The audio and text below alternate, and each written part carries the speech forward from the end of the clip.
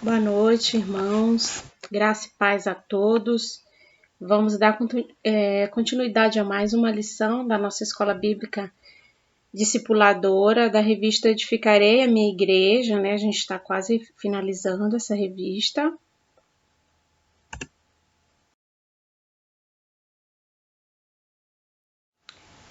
A lição de hoje é a lição 14, intitulada A Missão da Igreja.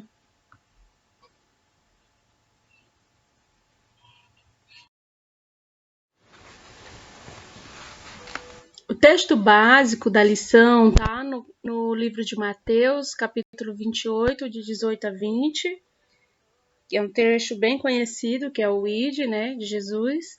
O texto devocional está no livro de João, capítulo 17, de 1 a 26, o capítulo inteiro, onde Jesus ora, né, pelos discípulos e por aqueles que hão de vir depois também. E o versículo-chave está em João 13, versículo 15, porque eu vos dei o exemplo para que, como eu vos fiz, façai vós também.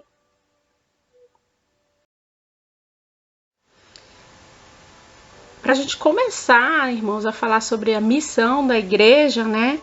Primeiramente, nós vamos ver o que significa missão. Qual o conceito de missão? Missão é a incumbência que alguém deve executar a pedido ou ordem de outrem, né? De outra pessoa. É um dever a cumprir. Então, como igreja, como membro da Igreja do Senhor, qual é o nosso dever a ser cumprido e quem nos confiou esse dever? Então, nós vemos aqui que essa missão, a missão da igreja, ela foi confiada pelo próprio Senhor Jesus, né? Como a gente viu anteriormente lá na citação de Mateus 28, né? De 18 a 20, que é o ID. E essa missão, ela tem que ser cumprida até a vinda do Senhor, né? Até Cristo trazer a sua igreja. Lá em João, capítulo 20, versículo 21, diz que o seguinte: disse-lhe, pois, Jesus outra vez: a paz seja convosco. Assim como o Pai me enviou, também eu vos envio a vós, né? Então, o Senhor Jesus nos envia a proclamar o seu evangelho, a seguir o seu exemplo, né? E alcançar aquelas pessoas que estão precisando de refrigério, de consolo, de ouvir a palavra do Senhor. Nós somos a igreja e não podemos deixar de cumprir a nossa missão. Os planos de Deus não podem ser frustrados, Jó 42, 2. E se nós não cumprimos a missão, as pedras clamarão em nosso lugar, Lucas 19, 40. Então, a lição de hoje, ela vai relatar sobre 4 ações que a igreja deve cumprir seguindo o exemplo de Jesus, né? E mesmo que eu me negue a cumprir essa missão da igreja do Senhor, ela vai ser cumprida por uma outra pessoa.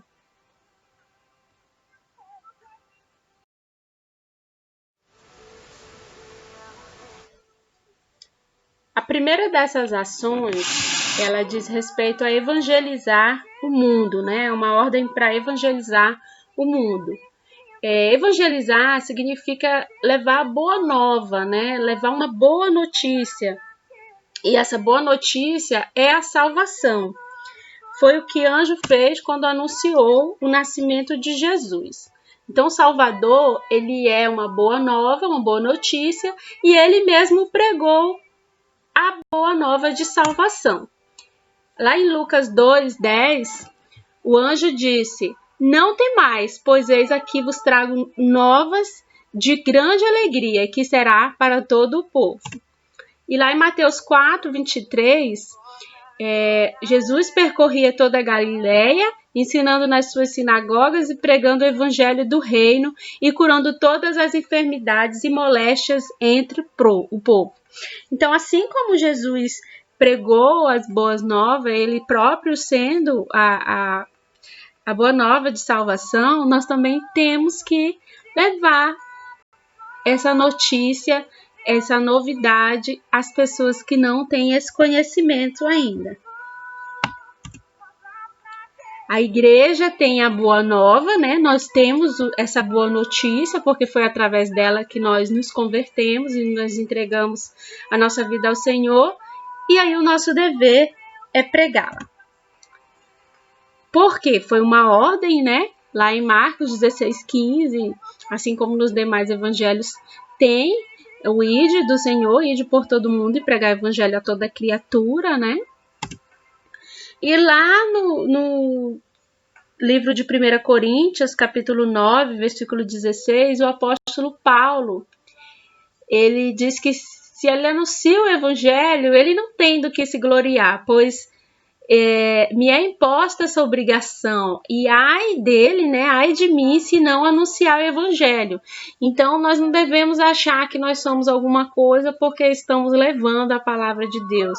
Pelo contrário, é uma missão, é um dever, é uma obrigação de todo cristão levar o evangelho àquele que ainda não conhece. Pois não me envergonho do evangelho, porque é o poder de Deus para a salvação de todo aquele que crê. Romanos 1,16. E aí nós temos mais a citação lá em Mateus 5, de 13 a 16, quando Jesus diz aos discípulos que eles são o sal da terra, né? São o sal da terra, são a luz do mundo. E nós, como igreja do Senhor, como seguidores de Cristo, como discípulos dele, nós devemos ser sal e luz para esse mundo que anda sem sabor, para esse mundo que anda na escuridão, que anda consumido pelo pecado, que nós possamos fazer a diferença. Porque nessa mesma passagem, Jesus disse: se o sal for insípido, se não tiver sabor, de nada ele servirá a não ser para ser jogado fora e para ser pisado, né? Então nós temos que cumprir a nossa missão que foi dada por Jesus, que é de evangelizar o mundo. Então, seja onde você mora, estuda ou trabalha, você está lá para representar Jesus Cristo e pregar com palavras e ações as boas novas de salvação aos perdidos, cumprindo assim a sua missão no mundo. Irmãos, assim, se nós formos analisar direitinho o que significa isso, a gente tem que tomar muito cuidado, porque enquanto cristãos, nós somos representantes de Jesus Cristo, somos representantes da igreja do Senhor. E essa é uma missão que tem que ser levada muito a sério. A gente não pode negligenciar essa missão e tudo que ela representa. Amém?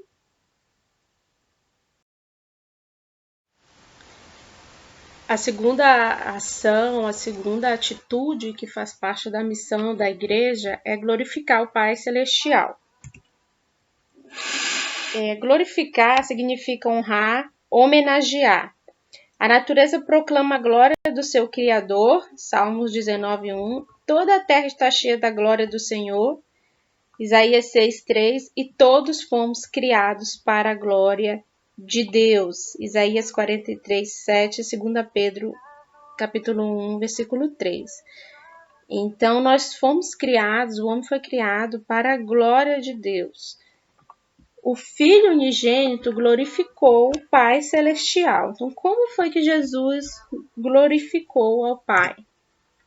Quando ele consumou a obra que o Pai lhe confiou, lá em João 12, versículo 28, Jesus diz: Pai, glorifica o teu nome. Em João 13:31, agora é glorificado o Filho e Deus é glorificado nele. E em João 17:4, Jesus diz: eu glorifiquei-te na terra, tendo consumado a obra que me deste a fazer. Então, quando Jesus consumou a obra, que foi a morte e ressurreição na cruz, ele consumou ali a missão que Deus havia dado para ele, que o Pai havia dado para ele. Outro modo de Jesus ter glorificado o Pai foi ter manifestado o nome do Pai aos homens. Manifestei teu nome aos homens que do mundo me destes. Eles eram teus e tu nos destes e guardaram a tua palavra. João 17:6. Respondendo às orações de seus discípulos, João 14:13. E tudo quanto pedires em meu nome eu farei, para que o Pai seja glorificado no Filho. Então, mais um motivo de quando você orar, você clamar pelo nome de Jesus, porque através dele você vai estar glorificando o Pai no Filho. Os filhos adotados, nós, devem glorificar o Pai Celestial. Frutificando para Deus, João 15:8. Nisto é glorificado meu Pai, que deis muito frutos. Então, quando eu frutifico, eu glorifico a Deus. Testemunhando aos incrédulos. Em 1 Pedro 2, na passagem de 11 a 12,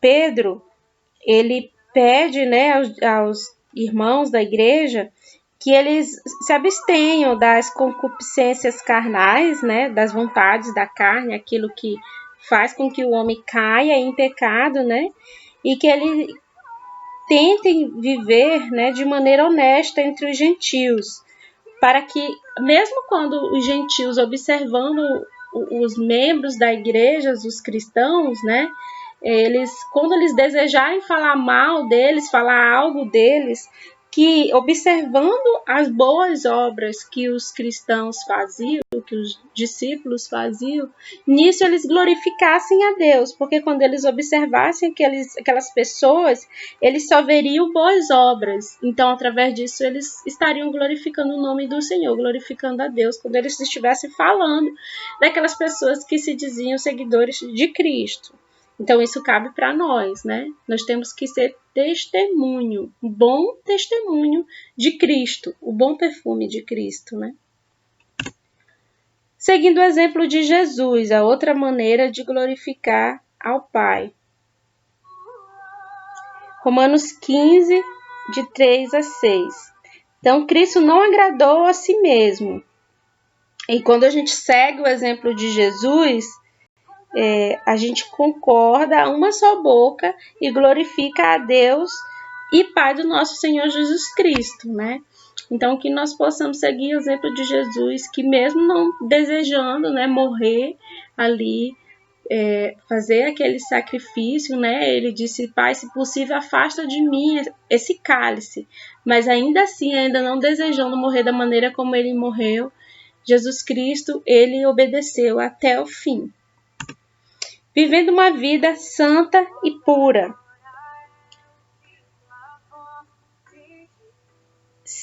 1 Pedro, capítulo 4, 16.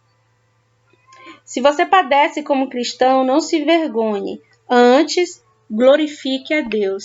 Então, se você está sofrendo por causa do Evangelho, não se desespere, não se envergonhe. Pelo contrário, glorifique a Deus, porque se você está sendo perseguido por causa do Senhor, você será recompensado.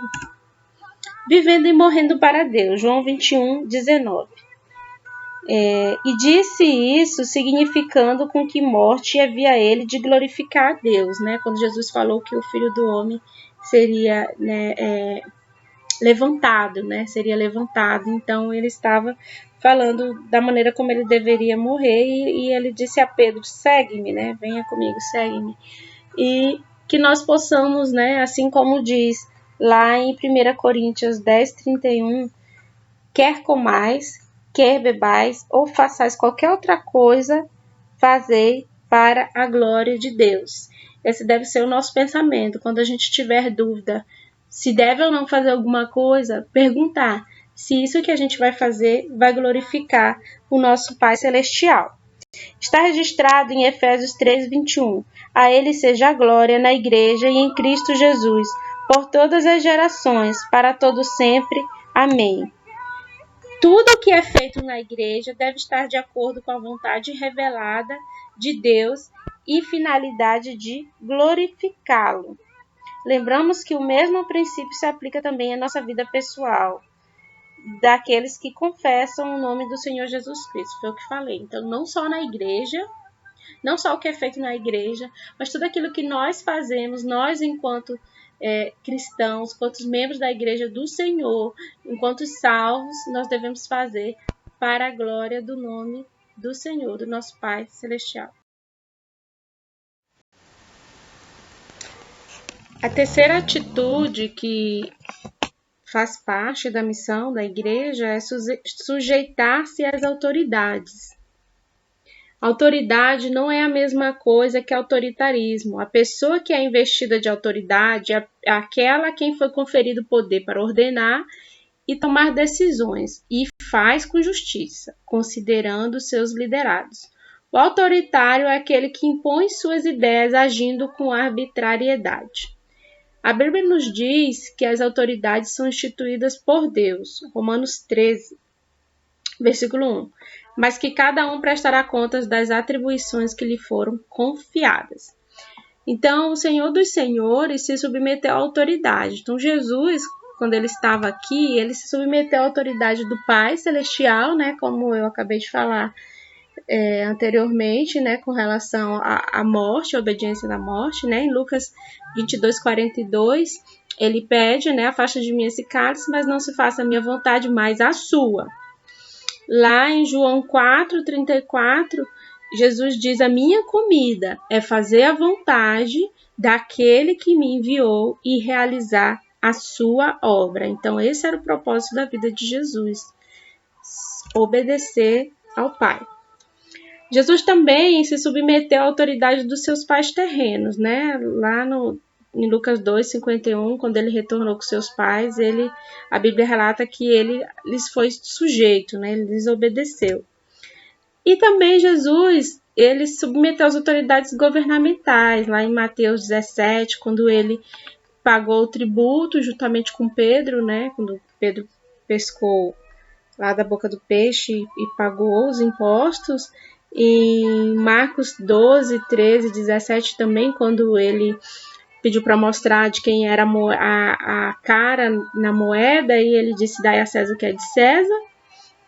Em João 19:11, onde ele diz que nenhum poder ele teria contra mim se não tivesse sido dado do Pai, né? Quando ele está ali diante, sendo julgado, né? Ele fala isso. Se o Pai não tivesse dado a autoridade, você não teria poder sobre mim. Os servos do Senhor, nós também nos devemos, seguindo o exemplo de Cristo, né, nos submeter às autoridades. Ele pede aqui para a gente ler a passagem de Romanos 13, de 1-7. Eu vou ler aqui rapidamente, irmãos. Romanos 13. Toda a alma esteja sujeita às autoridades superiores, porque não há autoridade que não venha de Deus. As autoridades que há foram ordenadas por Deus. Então, aqui no primeiro versículo, a gente já vê que as autoridades procedem de Deus e foram por ele instituídas. Versículo 2. Por isso, quem resiste à autoridade, resiste à ordenação de Deus, e os que resistem trarão sobre si mesmo a condenação. Então, no segundo versículo, a gente já vê que quem se opõe à autoridade pode sofrer uma punição do próprio Estado. Porque os magistrados não são terror para as boas obras, mas para as más. Queres tu, pois, não temer a autoridade? Faze o bem e terás louvor dela. Versículo 4. Porque ela é ministro de Deus para o teu bem. Mas se fizeres o mal, teme, pois, não traz debalde a espada, porque é ministro de Deus e vingador para castigar o que faz o mal. Então, aqui no versículo 3 e 4, se você é servo do Senhor, você vai agir para o bem. Então, se você não quer temer a autoridade, faça o bem. Agora, se você está planejando fazer o mal, então você tem que temer a autoridade. Mas o servo do Senhor, ele não precisa temer, porque ele tem que fazer o bem. Versículo 5. Portanto, é necessário que lhe estejais sujeito. Sujeito a quem? A autoridade. Não somente pelo castigo, mas também pela consciência. Então, aqui no versículo 5, a sujeição à autoridade é um dever de consciência. Então, a gente tem que ter a noção, entender que racionalmente a gente deve se submeter à autoridade constituída. Versículo 6. Por esta razão também pagais tributos, olha aí falando dos tributos, dos impostos, né? Porque são ministros de Deus, atendendo sempre a isto mesmo. O 7. Portanto, dai cada um o que deveis, a quem tributo, tributo, a quem imposto, imposto, a quem temor, temor, a quem honra, honra. Então, finalizando aí os versículos 6 e 7, as autoridades são instituídas por Deus, então nós devemos pagar cada um conforme aquilo que lhe é devido. Diante dos líderes governamentais de nossos dias, não é simples entendermos esse texto bíblico, essa passagem de Romanos 13, de 1 a 7. Mas precisamos crer que a revelação divina é para a igreja em todas as épocas. Deus estabeleceu e sustenta o princípio do governo, mesmo que certos governos não cumpram seus desejos. A igreja e o Estado são fatores no reino de Deus, tendo cada qual a sua função particular. Isso quer dizer que os governos têm seu lugar nos propósitos de Deus e nenhum deles exerce controle além do que Deus permite. Então, nenhuma autoridade ela vai exercer nenhum poder acima do que Deus permitir.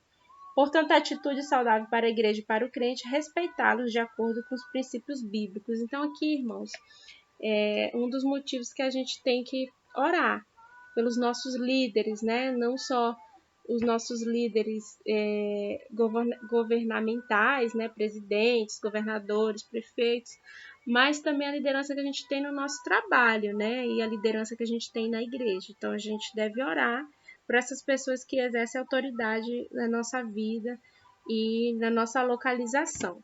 Lá em Daniel 4:17, diz o seguinte: esta sentença é por decreto dos vigias e esta ordem por mandado dos santos, a fim de que conheça os viventes que o Altíssimo tem domínio sobre o reino dos homens e o dá a quem quer, e até o mais humilde dos homens constitui sobre ele. Então, aqui, nessa passagem de Daniel, né, Deus, né, uma passagem, se eu não me engano, quando Saul, ele vai viver no meio da floresta, né, e vive como bicho, perde a razão.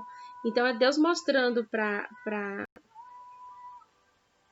o rei que ele só é rei porque assim Deus permitiu, para que ele possa reconhecer o senhorio do Senhor na vida dele. Devemos lembrar que a palavra final em termos de autoridade é Deus. Em circunstâncias nas quais a palavra da autoridade humana contraria a vontade de Deus, como cristãos, nós devemos escolher a vontade de Deus. Então, nós temos que ter sabedoria e maturidade para discernir também com relação a isso. Então, quando a autoridade humana ela está propondo algo, estabelecendo algo que vai contra a vontade de Deus, nós devemos seguir o que? A orientação de Deus. Como cristão, nós devemos obedecer primeiramente a Deus.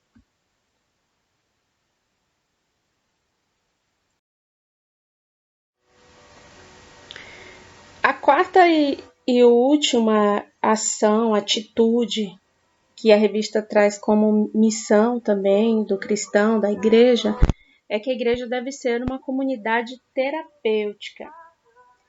Alguém já disse que a igreja não é um lugar de santos, mas um hospital de doentes. Então, nós devemos estar, enquanto igreja, preparados para receber aqueles que estão precisando de ajuda, precisando de cura, né, que estão passando por momentos de dificuldade. A igreja deve viver o que é comum entre seus membros, levando-os a se identificarem uns com os outros. E como comunidade terapêutica, deve usar de meios adequados para aliviar e curar os doentes que por ela procuram. Então, seu objetivo é seguir a Jesus, né? Jesus foi o médico dos médicos, ele curou os doentes. Chegada a tarde, trouxeram-lhe muitos endemoniados, e ele, com a sua palavra, expulsou deles espíritos, curou todos os que estavam enfermos, para que se cumprisse o que fora dito pelo profeta Isaías, que diz: ele tomou sobre si as nossas enfermidades e levou as nossas doenças.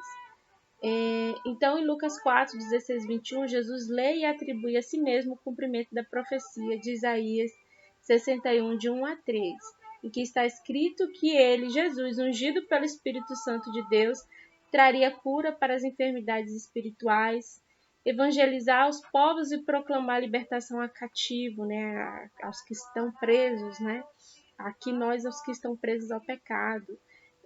Enfermidades físicas, a restauração de vista aos cegos, né? Curou coxos, endemoniados, né? E também enfermidades emocional, que é pôr em liberdade os oprimidos. Não há espaço para relatar tudo o que Jesus fez, mas algumas coisas são relatadas nos evangelhos. Jesus não fez acepção de pessoas, nem tratou alguém com indiferença e nunca despediu quem o buscava sem antes resolver a questão. Então tá aí, irmãos, o exemplo a ser seguido, que é Jesus.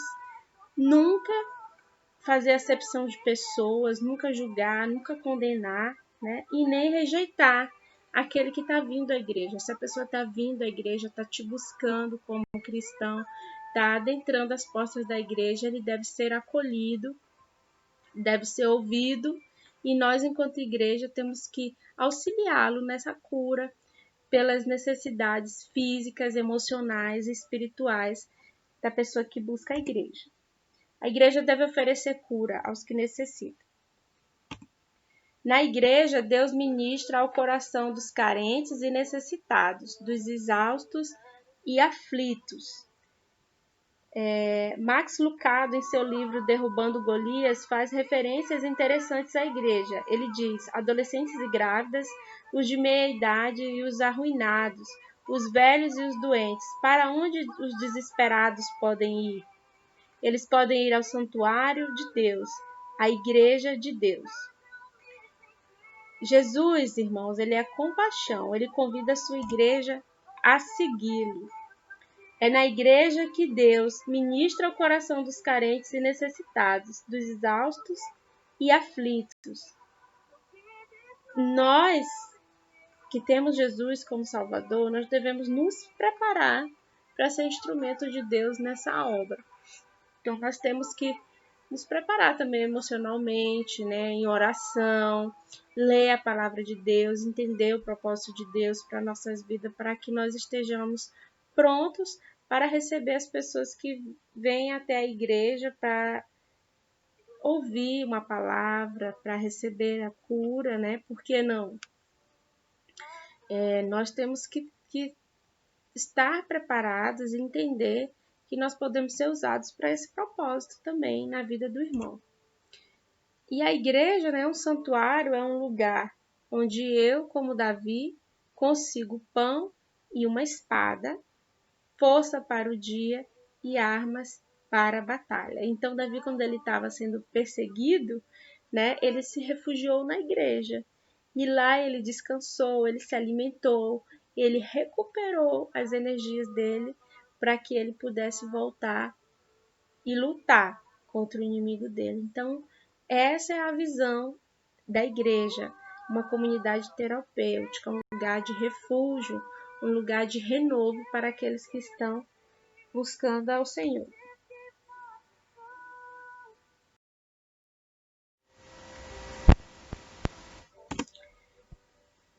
Então, nós vimos aqui 4 atitudes, 4 ações que juntas compõem a missão da igreja, né? Que a primeira delas é evangelizar, a segunda delas é glorificar ao Pai, assim como Jesus glorificou.